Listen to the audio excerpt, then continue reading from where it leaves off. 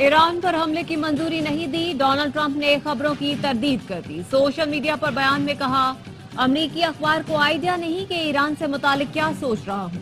وال street general نے دعویٰ کیا ہے کہ امریکی صدر نے ایران پر حملے کی منصوبے کی منظوری دی، لیکن حتمی حکم جاری نہیں کیا۔ منگل کی رات سینئر مشیروں کو بتایا ایران پر حملے کا فی الحال حتمی حکم نہیں دیا، تاکہ دیکھا جا سکے کہ ایران اپنا جوہری پروگرام ترک کرتا ہے یا نہیں۔ عرب میڈیا کے مطابق ٹرمپ بنکر بسٹر بم استعمال کرنے پر غور کر رہے ہیں۔ ایران کے فردو نیوکلیئر پلانٹ کو نشانہ بنانے کی منصوبہ بندی کی جا رہی ہے۔ وائٹ ہاؤس کے مطابق امریکی صدر مشیروں سے آج مشاورت کریں گے۔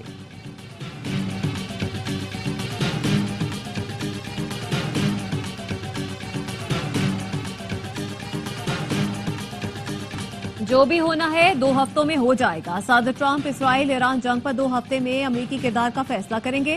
ترجمان وائٹ ہاؤس کیرولین لیوٹ کی پریس بریفنگ بتایا، صدر ٹرمپ سمجھتے ہیں ایران سے مذاکرات کا امکان ہے اور فیصلہ اسی کی بنیاد پر ہوگا۔ صدر ٹرمپ بات چیت کے آپشن کو طاقت کے استعمال پر ترجیح دیتے ہیں۔ امریکہ کسی بھی خطرے سے نمٹنے کے لیے تیار ہے۔ ٹرمپ حکومت اسرائیل کی حمایت جاری رکھے گی۔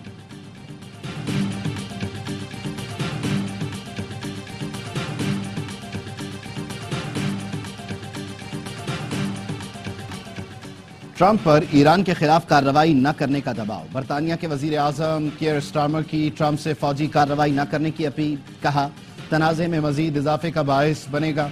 سٹارمر نے فریقین سے معاملے کو سفارتی سطح پر حل کرنے پر زور دیا۔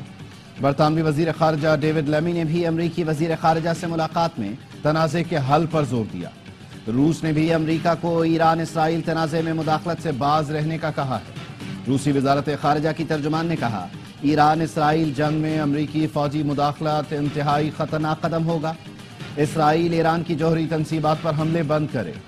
روس کو وہ شہر میں نیوکلیئر پاور پلانٹ کے تحفظ سے متعلق تشویش ہے، جہاں روسی ماہرین کام کر رہے ہیں۔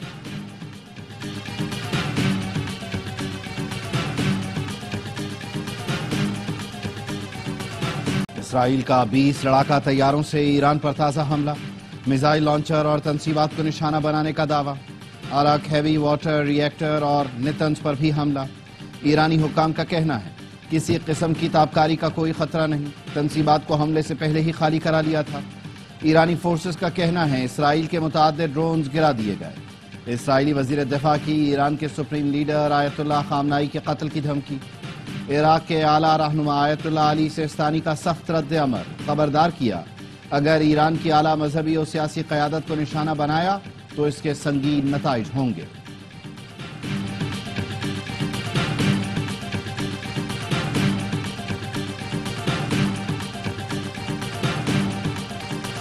ایران نے اسرائیل پر میزائلوں کی بارش کر دی۔ یروشلم، تل ابیب، رماد گان سمیت دیگر علاقے دھماکوں سے گونج اٹھے۔ اسٹاک ایکسچینج کی عمارت ملیا میں ہولون شہر میں بھی تباہی پھیل گئی۔ ایران نے بیرشیبا میں اسرائیلی ڈیفنس فورسز کے command and intelligence headquarters کو تباہ کر دیا۔ ٹیکنالوجی پارک میں آرمی انٹیلیجنس کیمپ پر بھی حملہ کیا۔ ایرانی فوج کا کہنا ہے اسرائیل پر تازہ حملوں میں سجیل میزائلوں کا استعمال کیا۔ ایرانی حملوں میں 137 اسرائیلی زخمی ہوئے۔ امریکہ نے اسرائیل میں اپنے سفارتی عملے کو محفوظ جگہ پر پناہ لینے کی ہدایت کر دی۔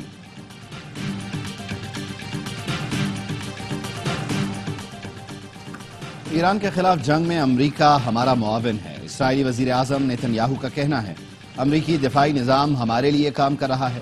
امریکہ ہمارے ساتھ مل کر ایرانی ڈرونز گرا رہا ہے۔ امریکی صدر سے روز بات ہوتی ہے، زبردست تعاون جاری ہے۔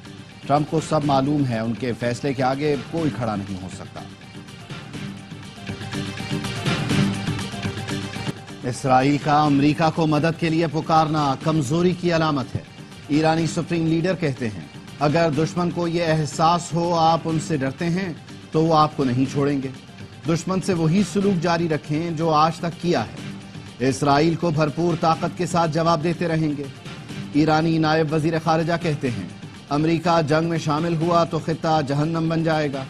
امریکہ کتنا طاقتور ہے ہمیں اس کی پرواہ نہیں، یہ جنگ امریکہ کی نہیں، اسرائیل امریکہ کو جنگ میں دھکیلنا چاہتا ہے۔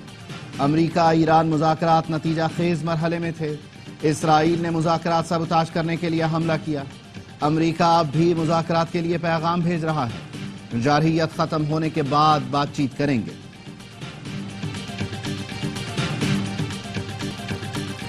روس اور چین کے صدور کا ٹیلی فونک رابطہ، ایران پر اسرائیلی حملوں کی مذمت، اسرائیلی اقدامات کو اقوام متحدہ کے چارٹر اور عالمی قوانین کی خلاف ورزی قرار دیا۔ دونوں رہنماؤں نے موقف اپنایا، ایران کے جوہری پروگرام پر خدشات کو فوجی طریقے سے حل نہیں کیا جا سکتا، اس پر سفارتی کوششوں کی ضرورت ہے۔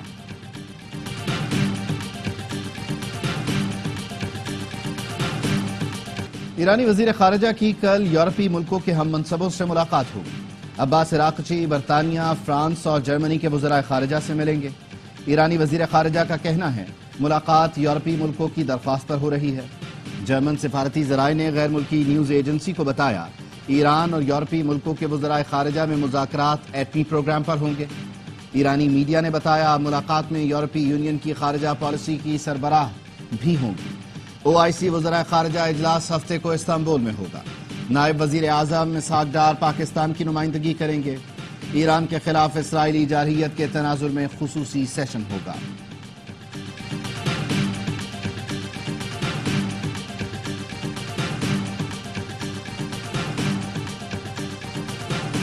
اسرائیل کا اگلا نشانہ پاکستان ہے، ہمیں کھل کر ایران کے ساتھ کھڑے ہونا چاہیے۔ مولانا فضل الرحمان کا قومی اسمبلی میں اظہار خیال، کہا لبنان شام پر بھی حملے کر چکا، عراق پر جو گزری ہے وہ سب کے سامنے ہے، اس کے بعد ایران پر حملہ آور ہے، ہمیں اپنی پالیسی پر غور کرنا ہوگا۔ ایران اسرائیل کو جواب دیتا ہے تو اس کے ہاتھ روکے جا رہے ہیں، پاکستان بھارت کو جواب دیتا ہے تو اس کے ہاتھ روکے جا رہے ہیں۔ دعا ہے پاکستان دشمن کی بد نظروں سے ہمیشہ محفوظ رہے اور ملک کی ترقی ہو۔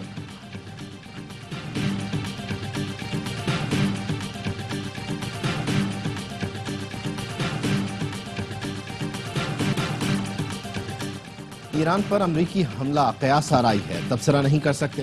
IAEA کے تحت ایٹمی تنصیبات پر حملہ بین الاقوامی قوانین کی خلاف ورزی ہے۔ ایران کو UN چارٹر کے تحت اپنے دفاع کا مکمل حق ہے۔ ترجمان دفتر خارجہ کی بریفنگ، کہا اسرائیلی جارحیت ایران کی خود مختاری اور علاقائی سالمیت کی خلاف ورزی ہے۔ 21 مسلم ملکوں نے اسرائیلی جارحیت کو مسترد کیا۔ عالمی برادری اسرائیل کو انصاف کے کٹہرے میں لائے۔ ایران کے ایٹمی پروگرام پر فوری بات چیت کا راستہ اختیار کیا جائے۔ فیلڈ مارشل عاصم منیع کی پاکستانی سفارتکار سائمہ سلیم سے ملاقات، قوت بصارت سے محروم سائمہ سلیم UN مشن میں پاکستان کی نمائندہ ہے۔ ISPR کے مطابق فیلڈ مارشل نے سائمہ سلیم کی ذہانت، عزم اور کاوشوں کو سراہا، کہا سائمہ سلیم قوم کے لیے ایک چمکتا ستارہ اور خصوصی افراد کے لیے عزم و ہمت کی زندہ مثال ہے۔ فیلڈ مارشل کی خصوصی طور پر بھارتی اسپانسرڈ دہشت گردی کا معاملہ اٹھانے پر سائمہ سلیم کی تعریف۔ سائمہ سلیم نے UN میں اپنے امور سے متعلق آگاہ کیا۔ فیلڈ مارشل کی پاکستان کے موقف کے فروغ میں سفارتکار کی کوششوں کی تعریف۔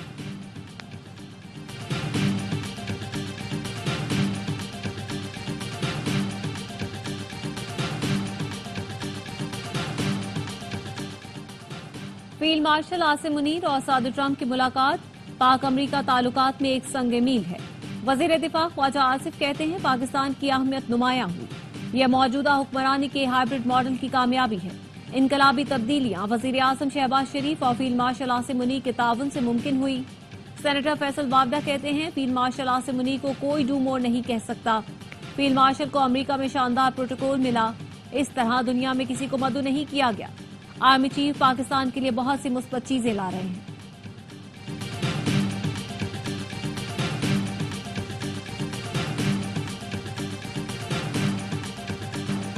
آپریشن بنیان المرصوص میں کامیابی امن کی جیت ہے، پاکستان نے ہمیشہ امن کو فوقیت دی۔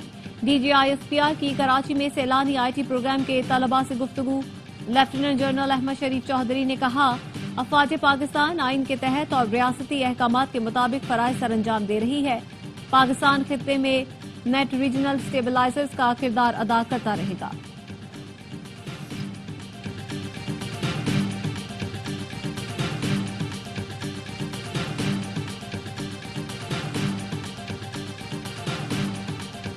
صدر مملکت آصف علی زرداری کا نیول ہیڈ کوارٹرز کا دورہ، پاک بحریہ کے چاک چوبند دستے نے گارڈ آف آنر پیش کیا۔ صدر نے یادگار شہداء پر پھول رکھے۔ نیول چیف نے صدر مملکت کو میری ٹائم سیکورٹی صورتحال سے آگاہ کیا۔ پاک بحریہ کی آپریشنل تیاریوں اور مارکہ حق میں کامیابیوں پر تفصیلی بریفنگ دی گئی۔ صدر نے مارکہ حق کے دوران پاک بحریہ کے بھرپور رد عمل اور غیر متزلزل عزم کو سراہا۔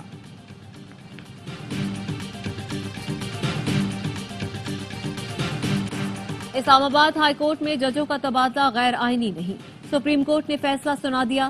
جسٹس محمد علی مظہر کی سربراہی میں بینچ نے فیصلہ 3-2 کی تناسب سے سنایا۔ ججز کی سینیورٹی کا معاملہ صدر کو واپس ریمانڈ کر دیا۔ صدر پاکستان کے فیصلے تک جسٹس سرفراز ڈوگر اسلام آباد ہائی کورٹ کے قائم مقام چیف جسٹس رہیں گے۔ جسٹس نعیم اختر افغان اور جسٹس شکیل احمد نے فیصلے سے اختلاف کیا۔ اسلام آباد ہائی کورٹ میں ججوں کا تبادلہ بدنیتی پر مبنی قرار، موقف اپنایا۔ صدر مملکت نے آئین کی خلاف ورزی کی۔ آئین تبادلہ ہو کر آنے والے ججوں کو مستقل جج بنانے کی اجازت نہیں دیتا۔ ججز کا تبادلہ جلد بازی میں کیا گیا، وجوہات بھی نہیں دی گئی۔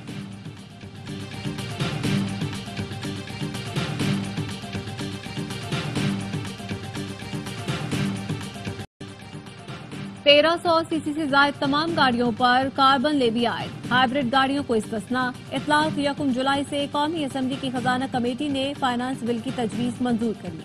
1300 cc سے زائد 1800 cc تک پیٹرول ڈیزل سے چلنے والی گاڑیوں پر کاربن لیوی 2% ہوگی۔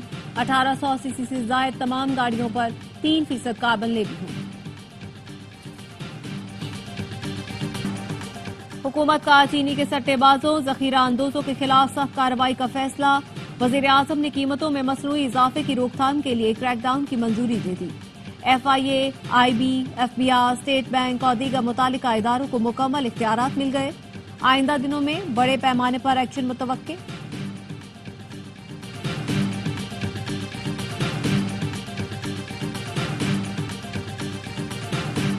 امیر تو علاج کے لیے باہر چلا جاتا ہے لیکن غریب تڑپ کر مر جاتا ہے۔ اب پنجاب میں ان بیماریوں کا بھی علاج ہوگا جو پہلے پاکستان میں ممکن نہ تھا۔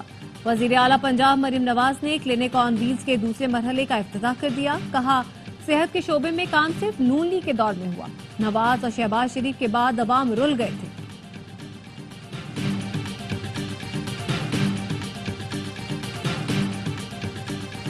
شرم کی بات ہے 2025 میں بھی لوگ بجلی سے محروم ہیں، اوپر سے حکومت نے سولر پر ٹیکس لگا کر اسے غریب سے مزید دور کر دیا۔ خاتون اول آصفہ بھٹو زرداری کا قومی اسمبلی میں اظہار خیال، کہا 2 کروڑ بچے اسکول نہیں جاتے، ملک میں تعلیمی ایمرجنسی کی ضرورت ہے، بجٹ ایسا ہونا چاہیے جس سے عوام کے لیے آسانیاں پیدا ہوں۔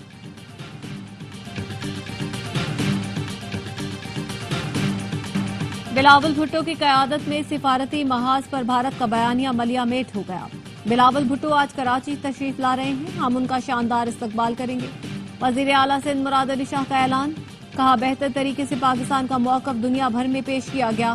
بلاول بھٹو نے جنگ کے دوران بھی انٹرنیشنل میڈیا کو انگیج کیا۔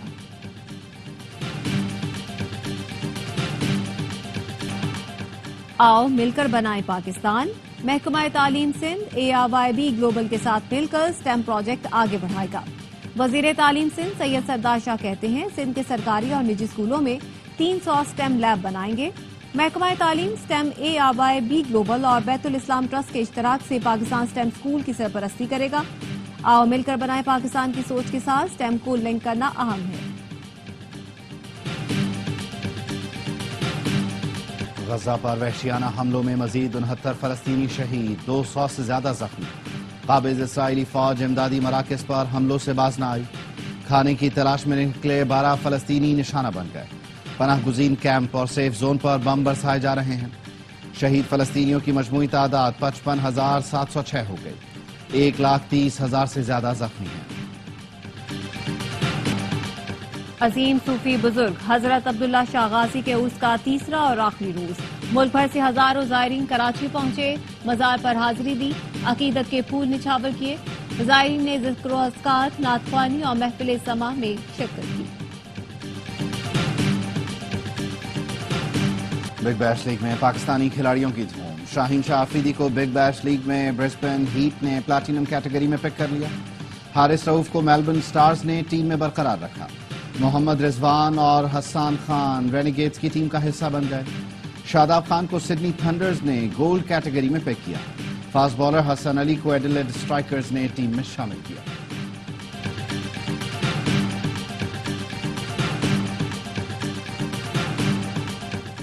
ملائیشیا میں پاکستان ہاکی ٹیم کے کھلاڑی یومیہ الاؤنس کے منتظر، 10 دن ہو گئے، کھلاڑیوں کو پیسے نہیں ملے۔ کپتان احمد بٹ نے شکوہ کیا، جائز حق نہ ملنے کے باوجود ٹائٹل جیتنے میدان میں اترتے ہیں، سب کو مل کر قومی کھیل کے لیے آواز بننا پڑے گا۔ ایسا نہ ہوا تو پاکستان ہاکی کا وجود مٹ سکتا ہے. کل قومی ٹیم سیمی فائنل میں فرانس سے ٹکرائے گی.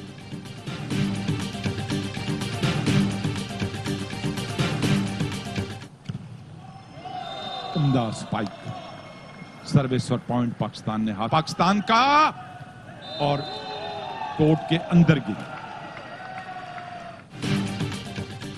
ایشین والی بال نیشنز کپ میں پاکستان کی لگاتار دوسری فتح. چائنیز تائپے کو سنسنی خیز مقابلے میں 3-2 سے شکست دے دی.